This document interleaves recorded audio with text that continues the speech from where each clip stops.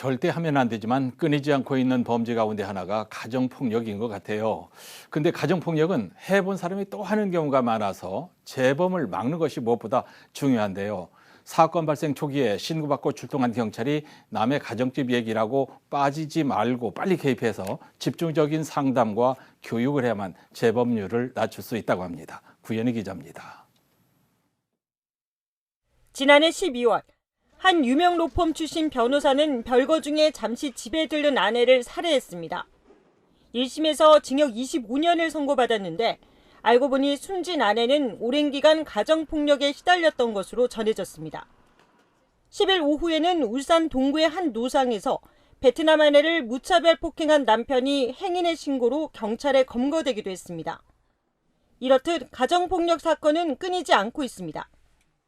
지난해까지 울산에서 가정폭력으로 인한 112 신고 건수는 지속적으로 늘었고 가정폭력 가해자가 구속되는 사례도 잇따랐습니다. 가정폭력 신고 자체도 늘었지만 범행의 죄질 역시 좋지 않은 사례가 더 많아진 겁니다. 사회적인 범죄이고 반드시 공권력이 개입해서 해결해야 되는 문제다라고 하는 그런 경찰들의 태도가 필요할 것 같고, 그런 것들이 계속 반복적으로 보여진다면 피해자들도 안심하고 더 신고할 수 있을 것 같아요. 신고가 늘어나고 있다는 건 어쨌든 공권력을 통해서 해결해야겠다는 생각을 가지고 있는 피해자들이 많아지는 거죠.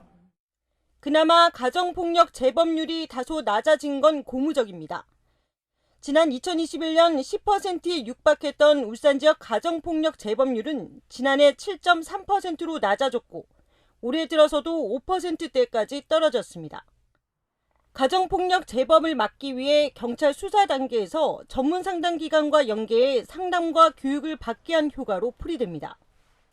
실제로 지난해 경찰이 전문 상담기관으로 인계한 울산 지역 가정폭력 가해자 50명 중 재범한 사람은 단 한 명도 없었습니다. 1개월 이내에 한 10회 정도 하는 사업인데 경찰 조사 단계 가해자 교정 상담 결과가 반영된 수사 자료를 검찰 송치함으로써 가해자 교정 효과가 높다고 그렇게 판단이 되고 있습니다. 처벌을 강화하는 것 못지않게 예방교육이 중요하다는 걸 보여줍니다. 흔히 가정사로 치부하기 쉬운 가정폭력. 하지만 강력범죄 등 다른 범죄로 이어질 수 있는 만큼 사건 발생 초기 개입과 대응이 가장 중요합니다. JCN 뉴스 구현입니다.